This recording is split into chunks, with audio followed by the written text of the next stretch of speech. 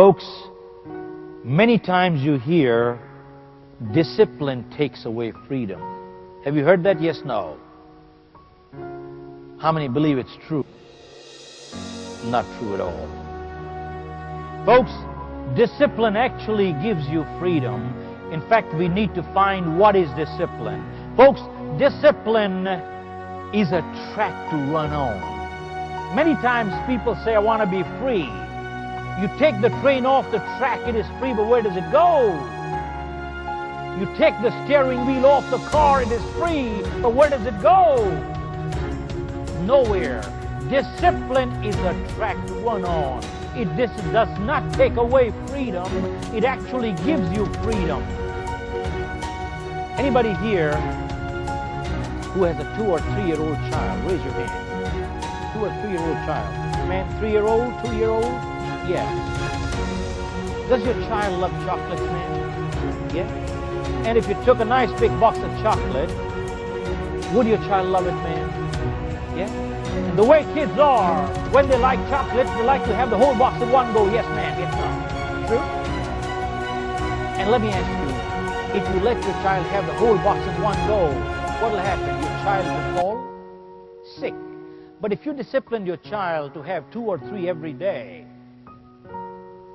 they would enjoy it and stay in good health longer. Am I right? Did discipline take away or give freedom? Give freedom. 2, if you could drive on any side of the road anytime, you think you'd get home? No. But if we follow the discipline of the traffic law, we'd get home a lot faster. Yes, no. So discipline does not take away freedom. Folks, it actually gives you freedom. We need to learn from the animal kingdom, folks. Many times you got to be unkind to be kind. All medicine is not sweet, but you got to have it. All surgery is not painless, but you got to take it. Nature teaches us a lot. We all have seen that big animal, the mama giraffe, 20 feet tall. A mama giraffe gives birth to a baby giraffe standing. Too tall it can't sit. All of a sudden, the baby plops down from mama's cushion and falls down on earth. Bang. Baby is weak and wobbly, can't get up. What does first thing mama do? Mama goes right behind the baby, takes a little head start, and comes and gives one kick. And the baby jumps up. I'm sure giraffe kicks must be pretty hard. I haven't had it. But the baby jumps up. But the legs are weak and wobbly, the baby falls down again. Mama goes behind and again gives one more kick. And the baby jumps up again, but the legs are weak and wobbly, the baby falls down again. And mama goes behind and again gives one more kick. Mama keeps kicking till the baby is able to get on its feet. Why? Because mama realizes that the only chance of survival for the baby in the jungle is to get on its feet. Otherwise, they would be what? Yeah, they would be eaten up by the predators. The question is this an act of love? Yes, no. Folks, discipline is an act of love. Parenting and leadership is not a popularity contest. Parenting and leadership is not a popularity contest. It is an act of love. Sometimes you got to be unkind to be kind. I'll share with you a little poem. In fact, one time, a judge convicted a robber and asked him, do you want anything to say? He said, yep. Send my parents to jail too. He said, why? He said, when I was a little boy, I stole a pencil from the school. My parents knew about it, never said a word. Then I stole a pen. They knew about it, never said a word. And then I started stealing other things, never said a word. Gradually, I started stealing in my neighborhood. And here I am. If anybody belongs in the jail, my parents knew too. Folks, that does not absolve him of his own responsibility. But the question is, did the parents do their job right? Yes, no. Folks, parenting is not a popularity contest. I want to share with you a poem I came across, and I don't know again who the author is, but let me share.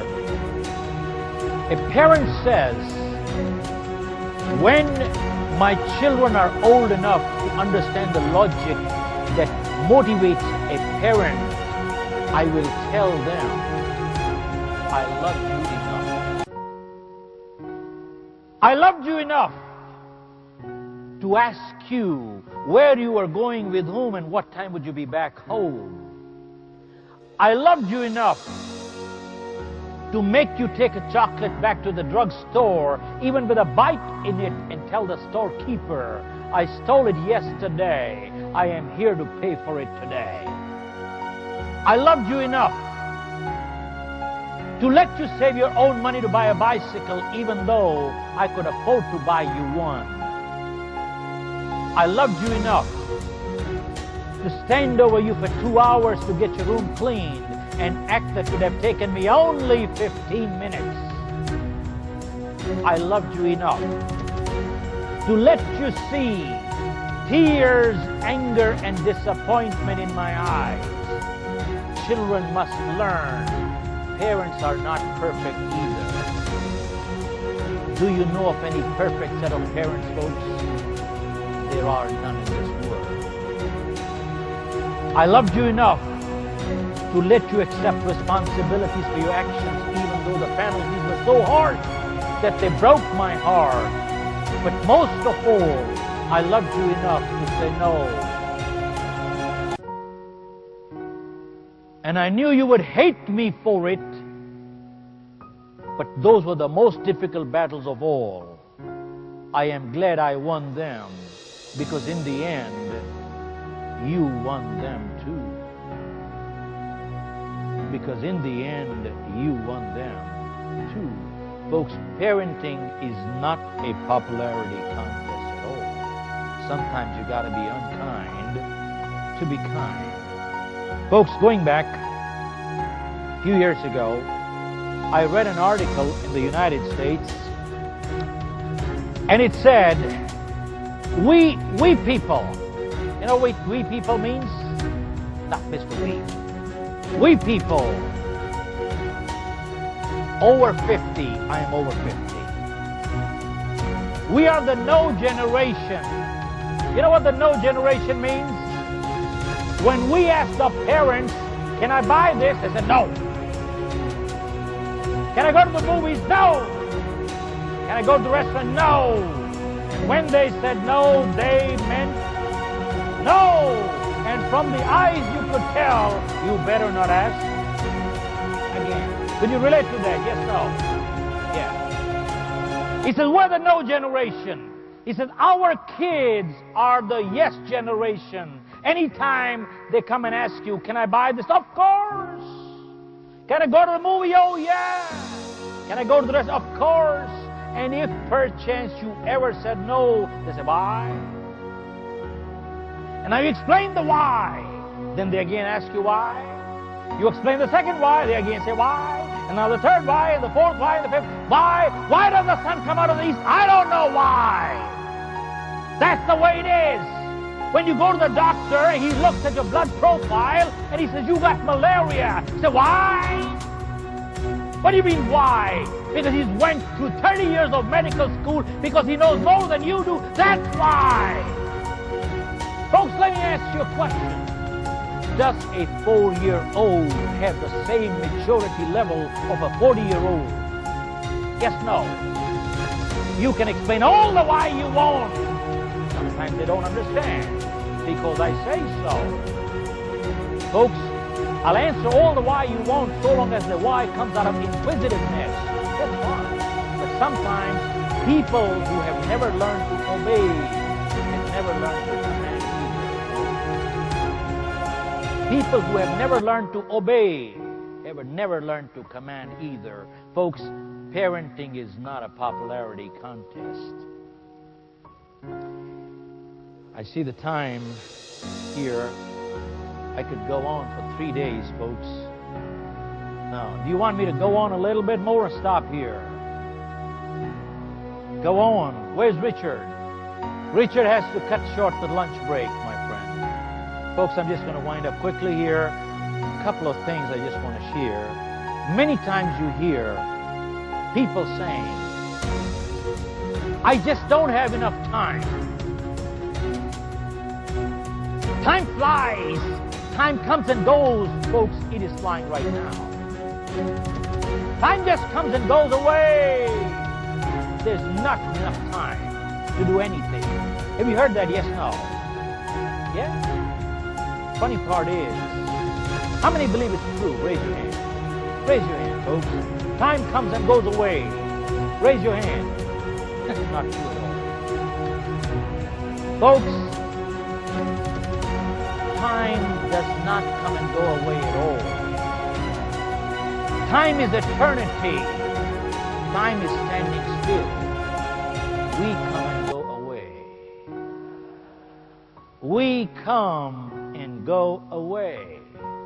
You see, yesterday is history.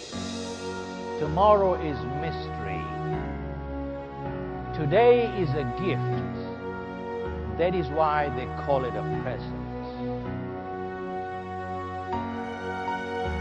That is why they call it a... Someone asked a medical doctor, how did you pick your field? He said, going back 50 years, I used to live on a farm, and I was 10 years old, and I had a little brother, 6-year-old, who fell sick and sick real bad. And he said, we had a family friend who was a medical doctor, so our parents called him, and he stayed overnight because that was a crucial night. And all night the doctor kept struggling with the kid. And next day morning the doors opened, and the parents walked in, and they asked the doctor, is that kid going to live? And the doctor said, not only is your kid going to live, but he's going to live a good life. And he said, the moment the doctor finished the last word, I saw a smile of relief come on my parents' faces. And he said, I was 10 years old.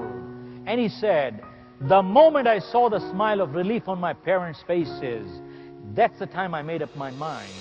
I will be a medical doctor who puts smiles on people's faces. Folks, when you go into a profession with service in mind, money comes so fast you can't even count. But when you go into a profession only to make a buck and not to serve, it does not come. And if it does, it is short-lived. And if it is not short-lived, it gets you no goodwill anywhere. And if you got all the money in the world and no goodwill, is it worth having? Yes, no. And folks, the other day I heard a speaker saying that there was a study conducted on lottery millionaires, and they said within 2 to 5 years, close to 90% of lottery millionaires were broke back again.